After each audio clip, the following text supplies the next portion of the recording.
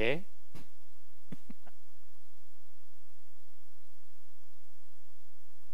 자, 우리 같이 한번 보겠습니다. 우리 같이 읽어볼까요? 이제는 5번째니까 같이 읽겠습니다. 시작.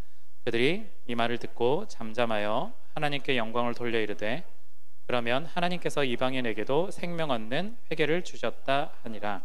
그때에 스데반의 일로 일어난 혼란으로 말미암아 흩어진 자들이 베니게와 구브로와 안디옥까지 이르러 유대인에게만 말씀을 전하는데 그 중에 구브로와 구레네 몇 사람이 안디옥에 이르러 헬라인에게도 말하여 주 예수를 전파하니 주의 손이 그들과 함께 하심에 수많은 사람들이 믿고 주께 돌아오더라. 예루살렘 교회가 이 사람들의 소문을 듣고 바나바를 안디옥까지 보내니 그가 이르러 하나님의 은혜를 보고 기뻐하여 모든 사람에게 굳건한 마음으로 주와 함께 머물러 있으라 권하니 바나바는 착한 사람이요 성령과 믿음이 충만한 사람이라. 이에 큰 무리가 주께 더하여 지더라. 바나바가 사울을 찾으러 다소에 가서 만남에 안디옥에 데리고 와서 둘이 교회에 1년간 모여 있어 큰 무리를 가르쳤고 제자들이 안디옥에서 비로소 그리스도인이라 일컬음을 받게 되었더라. 아멘. 네, 오늘 제목은요 교회 출발점입니다. 어디서 출발해야 되느냐? 주님이 중심되는 교회라는 주제로 오늘 좀 보려고 합니다. 고층 건물일수록요 끝부분은 많이 흔들립니다. 제가 좀 찾아보니까요 건물 높이의 500분의 1 정도가 흔들린다고 그래요. 그러면 높이가 대략 한 500m짜리 고층 건물은 끝부분은 대략 1m 정도가 움직인다고 보시면 돼요. 그런데 우리 눈에는 그런 건 보이진 않죠. 그리고 건물 안에 있어도 보이진 않습니다. 왜냐하면 건물이 중심이 굉장히 단단하게 만들어져 있기 때문에 그 정도 흔들려도 부러지지 않는 거죠. 그리고 또 너무 단단하게 만든다고 해가지고 완전히 흔들리지 않으면 건물은 바람에 완전히 끊어질지도 모릅니다. 그래서 하는 탄성을 가지고 움직이는 거죠. 그런데 이렇게 건물을 세우기 위해서는요, 특히 고층 건물은 일반적으로 아파트에 짓는 콘크리트에 비해서 강도가 한 3배 정도 더 센 콘크리트를 써서 된다고 해요. 그래야 중심이 단단해야 흔들려도 잘 지탱하고 또한 무엇보다 부러지지 않는다라고 하는 거죠. 운동을 하시는 분들도 잘 강조하시는 부분이죠. 코어가 단단해야 중요하다라고 얘기하시죠. 상체나 하체나 연결도 잘 할 수도 있고요. 또한 다치지 않고 최대한 힘과 스피드를 낼 수 있는 게 코어가 중요하다라고 하시는 분들도 강조해서 이야기를 하고 있습니다. 자, 이렇듯 우린 사실은 중심이 중요하다는 거 너무 잘 알고 있어요. 중심이 흔들리면 모든 게 다 흔들리게 되어 있는 거죠. 자, 그렇다면 우리는 교회에 왔으니까요. 교회의 중심은 뭘까요?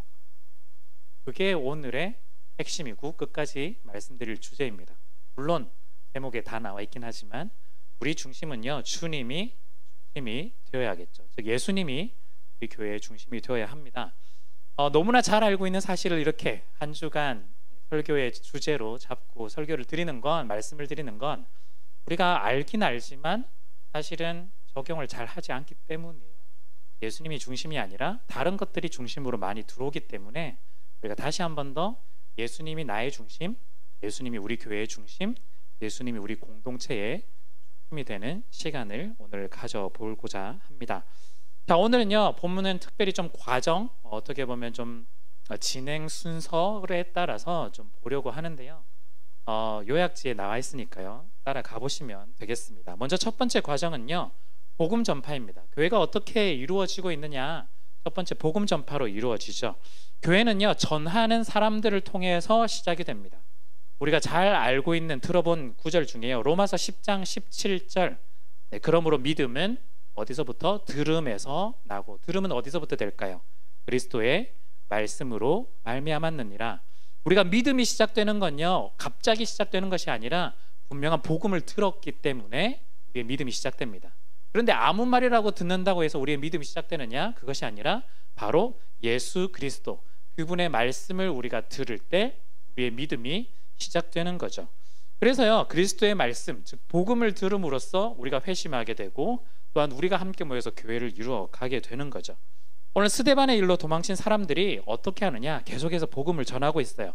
오늘 본문에 보니까 20절에 주 예수를 전파하니 이렇게 되어 있습니다. 자, 전도를 하는데요. 우리 교회에 오세요 이게 아니에요. 물론 그 당시에 교회가 따로 세워진 것도 아니겠지만요. 첫 마디는 교회로 오세요 이게 아니라 예수 그리스도를 전파하는 거예요.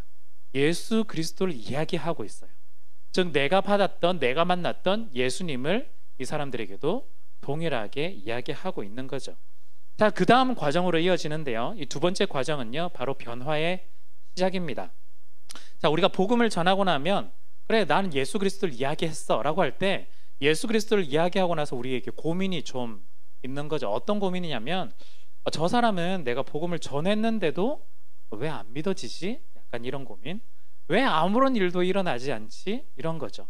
특히 여러분들 가운데 이런 고민이 계실 수도 있어요. 우리 가족 중에 아버지, 어머니, 또한 뭐 형제, 자매, 우리 가족 중에 혹은 나 혼자서 예수님 믿는 경우도 있잖아요. 그럴 때 그래도 나름대로 표현도 해보고 나름대로 예수님을 이야기를 해봤는데 전혀 반응이 없는 거예요. 그리고 그 시기가 가면 갈수록 길어지는 것 같아서 더 고민이 되고 더 걱정이 될 때도 있습니다. 때로는요, 우리 친구한테 이야기를 했을 때, 동료한테 이야기를 했을 때 반응이 좋지 않거나 때로는 적극적으로 거부하는 경우도 생기겠죠. 그럼 굉장히 마음에 부담이 큰 거예요. 내가 뭘 잘못한 거 아닐까? 내가 어떤 말을 잘못한 게 아닐까? 태도가 잘못된 게 아닐까? 내가 좀 더 잘해야 되는데 잘하지 못해서 이렇게 된 게 아닐까라는 그런 생각을 가지게 됩니다. 반면에 이런 경우도 있어요. 예수님을 믿고 좀 이 사람이 변화되었으면 좋겠다 그런 생각이 없었음에도 불구하고 이 사람들은 또한 반응을 받아가지고 복음을 듣고 변화되는 경우도 있는 것 같죠. 이게 좀 헷갈리는 거예요. 어떻게 될까? 사실은 왜 그러냐면요, 이 변화의 시작은 우리로부터 시작되는 게 아니어서 그래요. 변화의 시작은 우리가 아니라 하나님께 달려 있다라는 겁니다. 하나님이 어떻게 하시냐에 따라서 우리의 인생도 달라지게 되고요, 우리가 복음을 전한 그 사람들의 인생도 계속해서 달라지게 되는 거죠. 출애굽기에서요 이런 이야기가 있어요. 이스라엘 백성들이 출애굽 이집트를 이제 나오려고 하는데 바로가 마음이 완악해서 이 사람들을 보내지 않게 돼요. 완악해서 보내지 않는다. 그런데 성경을 읽어보면 뉘앙스가 마치 하나님이 바로의 마음을 완악하게 만들어서 이스라엘 백성들이 나가지 못하게 하는 뉘앙스처럼 적혀 있는 것 같아 보이거든요. 그런데요, 그게 사실은 아니에요. 모든 사람은 사실은 마음이 완악해요. 우리 모두가 사실은 좋지 않다라는 거죠. 굉장히 우리의 마음은 좋지 않은데 하나님이요 그 좋지 않은 그 사람의 마음을 그냥 놔두시는 거예요. 강제로 넌 이제부터 마음이 나빠야 돼, 넌 이제부터 마음이 뒤틀려서 저 사람들 못 나가고 괴롭혀야만 돼, 이게 아니라 그냥 가만히 놔두시는 거예요. 원래 나 마음이 좋지 않았던 바로의 마음, 원래 완악했던 바로의 마음인데 그냥 놔두시는 거예요. 손을 대서 이상하게 만든 것이 아니라 원래 나쁜데 그냥 놔두셨다라는 거예요. 그런데 반면에 원래는 완악한 마음이지만 하나님께서 이제 개입을 하셔서 그 사람을 만진다면 어떻게 될까요? 이제부터 이야기가 달라진다는 거예요. 이제부터 이 사람에게 인생이 조금씩 달라지는 거예요. 그래서 우리가 방금 봤던 첫 번째 과정에서 주 예수를 전파하니, 즉 복음을 전했는데 이제부터 하나님의 손이 개입하기 시작하는 거죠.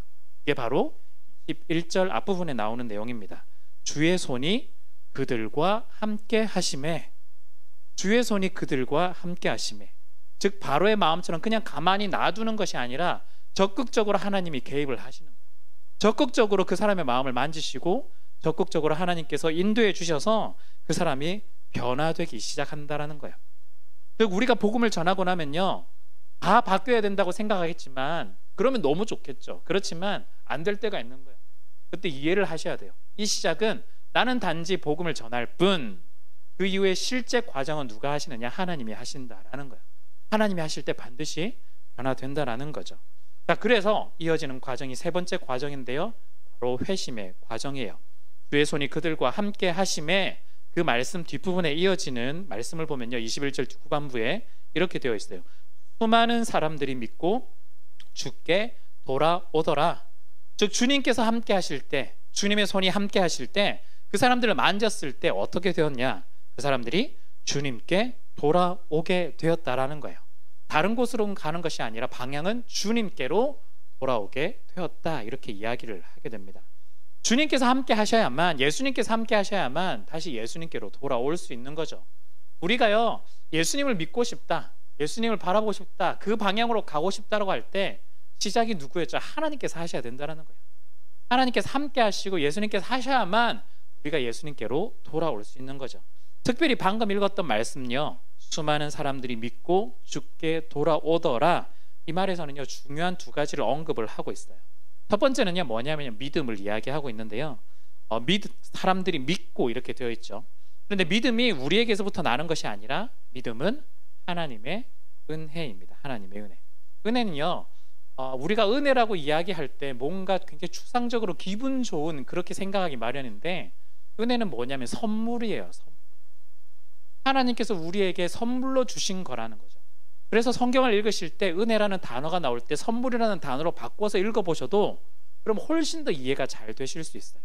그 말은요, 우리가 하나님께서 무언가를 해주셨을 때 우리가 하나님께 뭔가를 보답해야 될 것 같은 그런 느낌 자꾸 들죠. 사람들한테 선물을 주면 선물 다시 받아야 되는데, 내가 선물을 받았다면 저 사람한테 다시 선물을 줘야 되는데, 이런 생각이 자꾸 있는데 그건 선물의 개념이 아니에요. 선물은요, 내가 받지 않는다 할지라도 상대방에게 기쁨으로 나의 것을 주는 것이 선물인 거예요. 그게 선물이죠. 하나님께서 그 마음으로 우리에게 선물을 주셨어요. 이게 은혜를 주셨다는 거예요.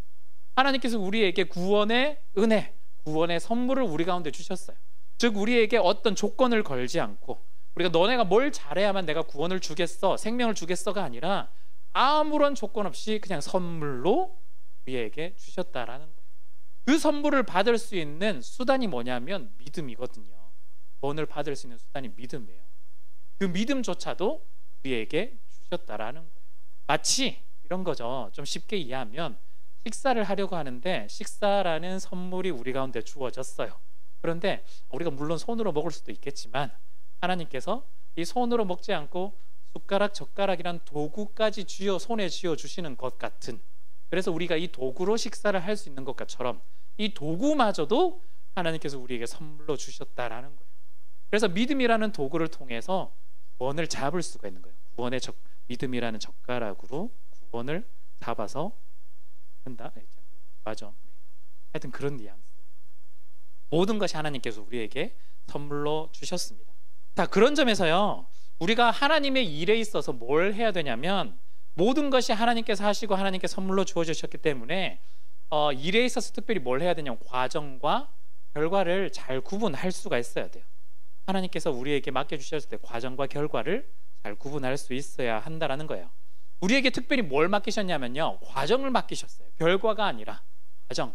그렇다면 처음에 뭘 했냐면요, 복음을 전했어요. 주 예수를 전파하니, 이게 과정이에요. 이걸 우리에게 맡기셨지, 그 이후에 그 사람이 회심하고 돌아오고 그 사람이 예수님을 믿고 하나님을 선택하고 하는 건 누구에게 맡겨졌냐면 하나님께 맡겨진 거예요. 결과는 하나님께 맡겨져 있어요. 물론 우리의 마음속에는 저 사람이 예수 믿으면 너무 좋죠. 그건 우리의 간절한 마음이에요. 그 간절한 마음을 담아서 뭘 해야 되냐면 과정에 충실해야 되는 거예요. 주 예수를 전파한 일을 열심히 해야 되는 거죠. 그걸 할 때 하나님께서 그 마음 가운데 함께 하시고 그 마음을 붙들어 주셔서 이 사람들이 주님께 돌아올 수 있게, 믿음을 가지고 돌아올 수 있게 하나님께서 하신다라는 거예요. 선물로 믿음을 주시는 거죠.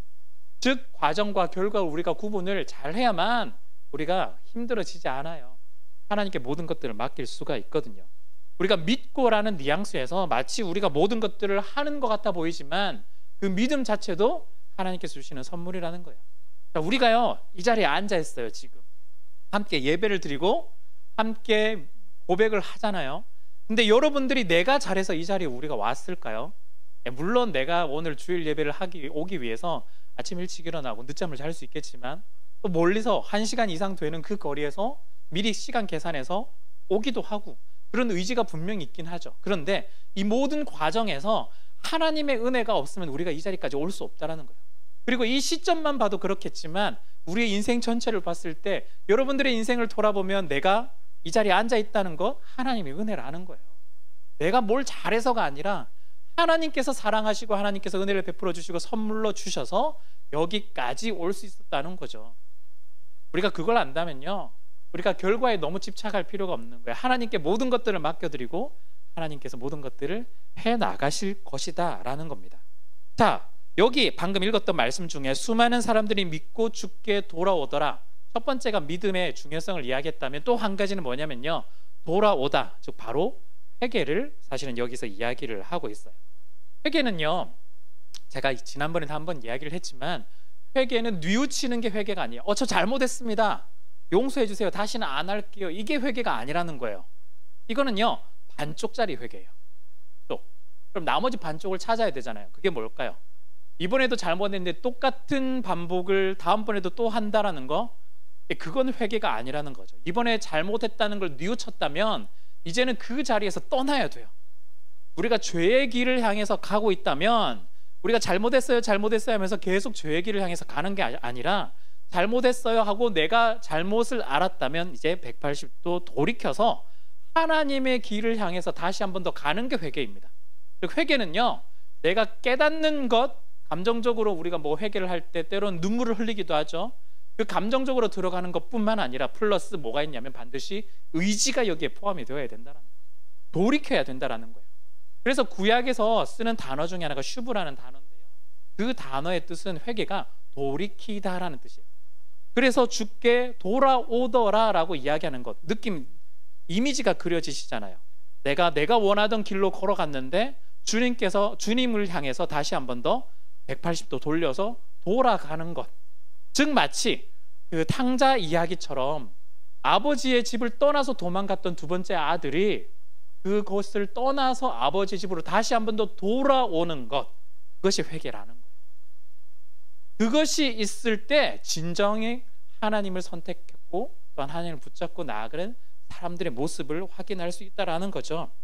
그래서 하나님께서 함께 하시고 하나님께서 믿음을 주시고 이제 자신의 잘못을 깨닫고 뉘우치고 이제는 돌아서서 180도 돌아서서 주님께로 가는 것, 그것을 믿음과 회개라고 이야기를 하고 그것을 한 단어라고 표현한다면 보통 회심이라고 보통 표현을 하고 있습니다. 이것이 구원이고요, 이것이 하나님께서 이 사람들에게 마음을 잡으면서 교회를 세워가는 그 단계라고 할 수가 있어요. 지금까지 단계를 한 번 더 기억해 보시죠. 우리가 복음을 전했어요. 우리의 역할은 여기까지예요. 이제 하나님께서 뭘 하시느냐, 이 사람들과 함께 하시고 이 사람들에게 믿음을 주시고 이 사람들이 다시 한 번 더 그 죄의 자리에서 벗어나서 하나님께서 돌아올 수 있도록 회개할 수 있도록 도와주시고, 그래서 하나님을 향해 이 사람들이 모일 수 있도록 하나님께서 하신다라는 거예요. 그래서 그 다음 과정입니다. 네 번째 과정 뭘까요? 이제 구원받은 이들이 해야 할 일들인데요, 오늘 두 가지가 등장할 거예요. 예수님 믿으면 끝일까? 예수님 믿으면 끝일까? 지난번에도 이런 이야기 했는데요, 우리가 단지 예수님 믿으면 끝이다 라고 생각한다면요, 이 땅에서 그냥 끝을 내야 되겠죠. 우리가 예수님 믿는 것이 끝이라면요, 하나님께서 그냥 우리를 천국으로 바로 데려가셔야죠.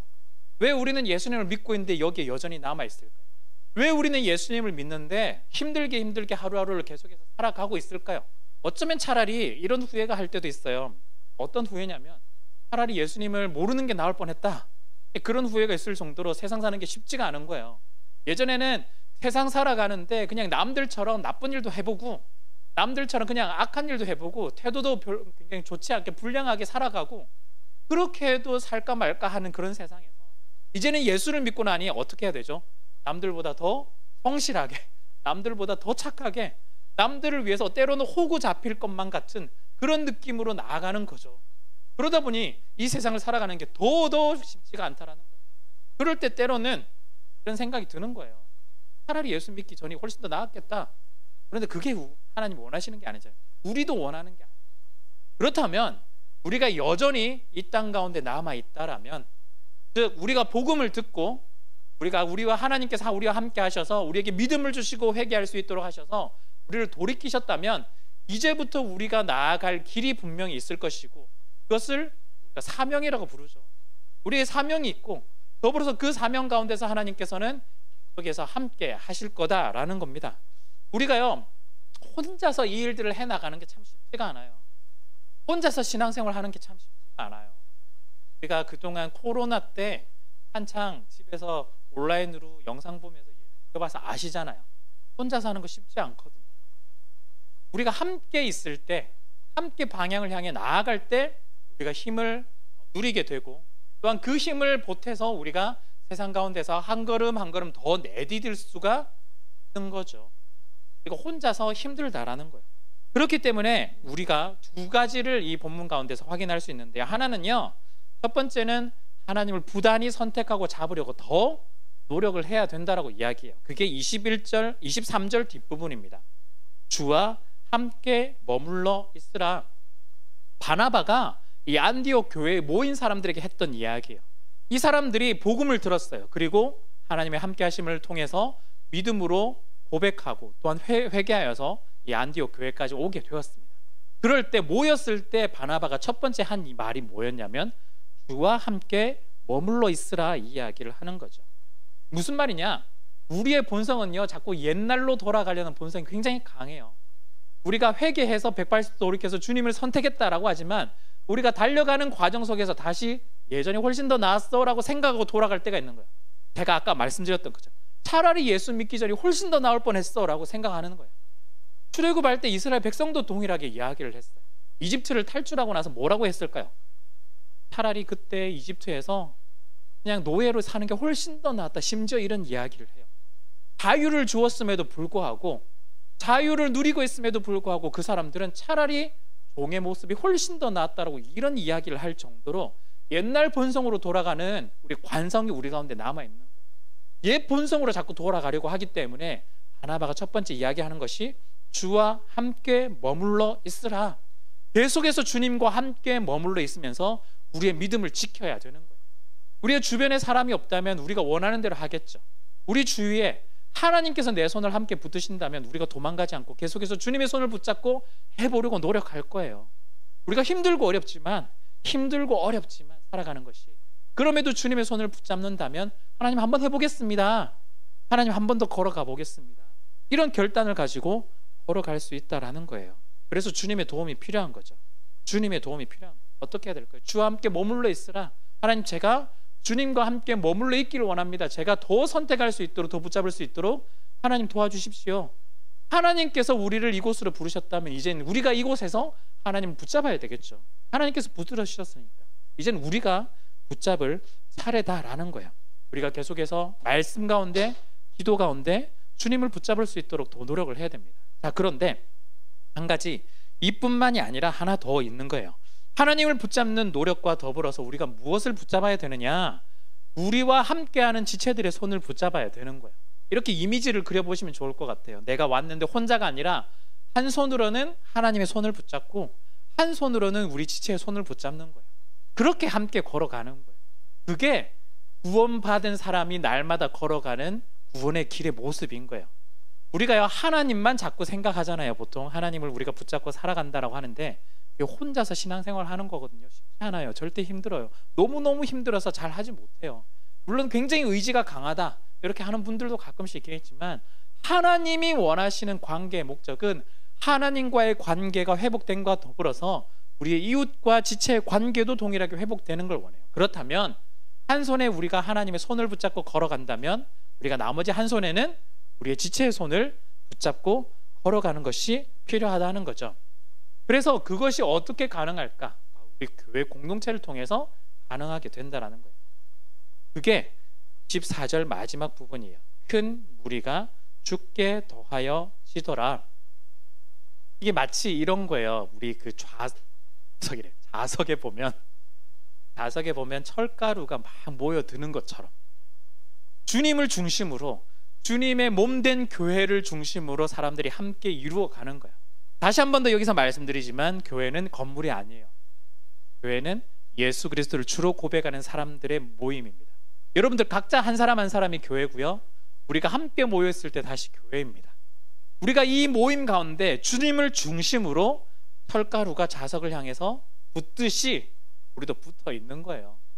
그렇게 모일 때, 그렇게 할 때 우리가 구원받은 우리가 세상 가운데서 한 걸음 한 걸음 더 나아갈 수가 있는 것이죠. 우리가 여러분들이 신앙생활 하시다가 참 힘들고 어려울 때 도움이 될 때가 언제냐면요, 저를 만났을 때가 아니라 여러분들이 여기서 만났던 사람들하고 잠깐이라도 이야기를 했을 때, 잠깐이라도 커피 한 잔을 했을 때, 잠깐이라도 식사의 교제를 했을 때, 그때 그 나눔과 그때 그 이야기들이 여러분들 더 큰 힘이 되는 거예요. 생각보다 저는 별 영향력 없어요. 만나봐야 1년에 한두 번밖에 못 만나요. 그런데 여러분들이 옆에 있는 이 지체들과 함께 이야기를 나누고 함께 교제를 하고 함께 할 때 그 지체들을 통해서 하나님의 음성을 듣기도 하고 또한 그 지체들을 통해서 내가 어떤 길로 가야 될지를 확인하게 되고 더 단단해지는 계기가 되는 거예요.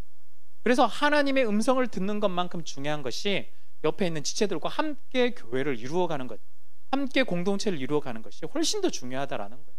그래서 너무 혼자서 신앙생활 저는 혼자서 신앙생활 저도 개선을 해야 되지만 여러분들도 너무 혼자서 하지 마. 함께 나누고 함께 고백하고 함께 하나님을 찬양할 수 있는 우리가 되어야 된다는 거예요.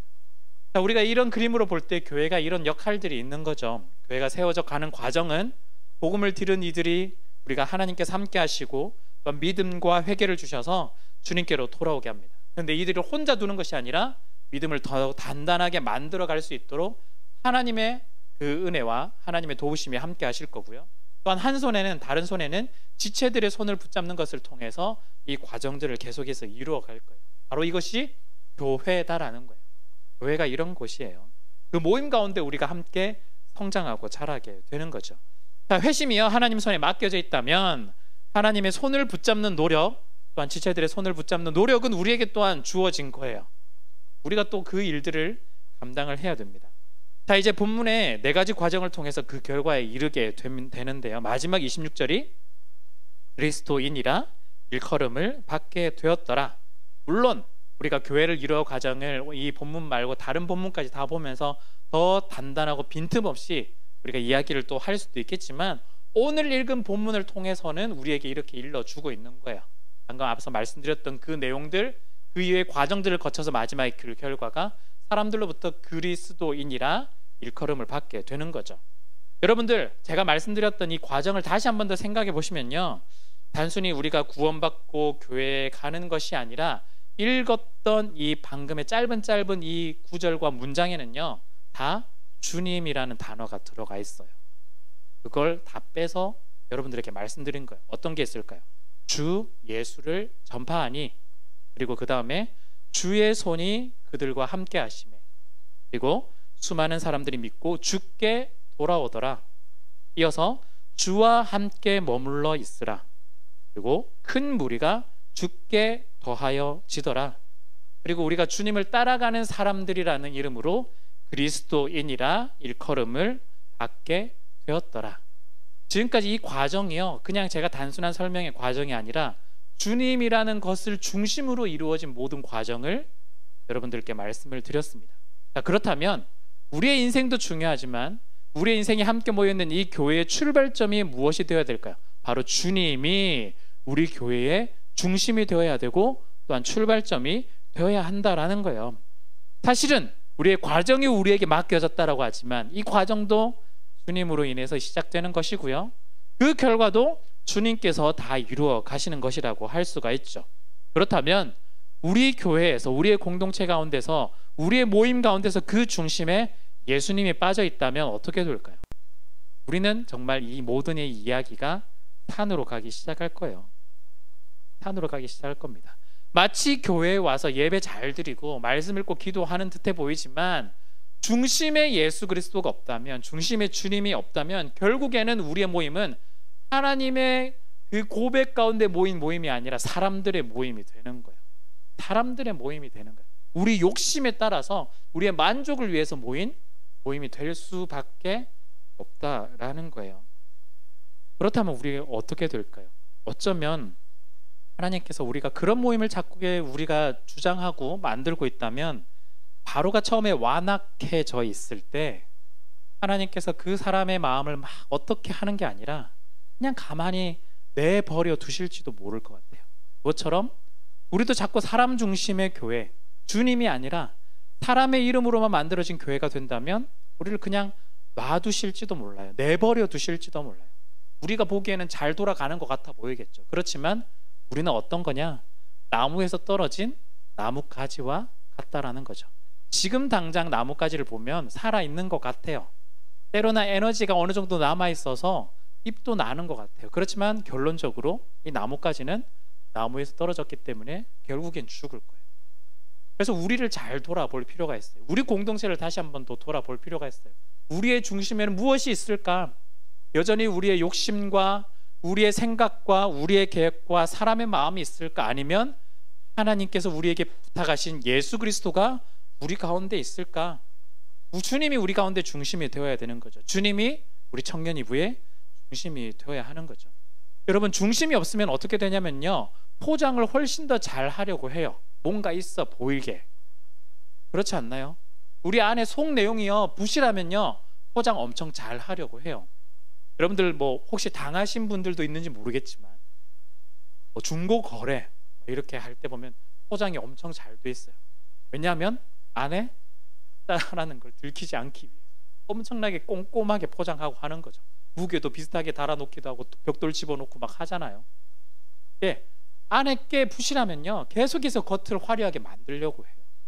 우리의 모습을 볼 때 내가 속은 점검하지 않고 속이 주님으로 모셔 있지 않기 때문에 내가 훨씬 더 바깥을 화려하게 만들고 있는 건 아닐까? 다른 것들로 나의 것들, 우리의 공동체를 치장하려고 하는 것은 아닐까? 우리가 한 번 더 점검해 봐야 되는 거죠. 진짜 우리의 중심이 예수 그리스도라면요, 포장이 조금 허술해도 더 매력적일 수도 있어요. 포장이 없어도 우리 안에 있는 예수 그리스도를 보여주고 싶어서 우리가 좀 더 안달이 났을 수도 있어요. 그런 거 있잖아요. 내가 정말 좋아하는 물건들이 왔다면 포장은 전혀 중요하지 않아요. 그 내용물이 훨씬 더 중요해요. 마찬가지입니다. 우리 교회, 우리 공동체, 우리 청년이부 가운데 중심이 무엇이냐 굉장히 중요하다는 거예요. 그러니까 겉으로 자꾸 화려하면 화려할수록 지금 중심은 썩어가고 있는 것이 확실합니다. 그러나 겉이 부실한다 할지라도 우리의 중심을 어떻게든 보여주고 싶어하는 마음이 있다면 우리의 중심은 예수 그리스도임이 또한 확실하다고 이야기를 할 수 있을 것 같습니다. 여러분, 주님께서 우리를 교회로 부르셨어요. 여러분 한 사람 한 사람을 교회로 부르셨습니다. 여러분들 중심에 예수님이 있기를 원합니다. 그리고 우리 청년 이부 중심에 예수님이 있기를 원해요. 그리고 우리 교회 공동체 가운데 그 중심에 예수님이 있기를 원합니다. 우리가 이 마음을 가지고 우리 한 주간을 이제 살아갔으면 좋겠습니다. 어떻게 정확하게 목사님 이거 어떻게 적용해야 돼요? 참 애매하긴 하죠. 그런데 우리 중심에 무엇이 있느냐를 질문을 던져보기 시작하면 여러분들이 훨씬 더 명확하고 구체적인 것들을 스스로 확인해 나가실 수 있어요. 우리가 주님만 높여드리고 주님만 우리가 찬양과 경배를 드리며 주님만 우리 가운데 계셔서 주님만 보여드릴 수 있는 저와 여러분들 또한 우리 공동체가 되었으면 좋겠습니다.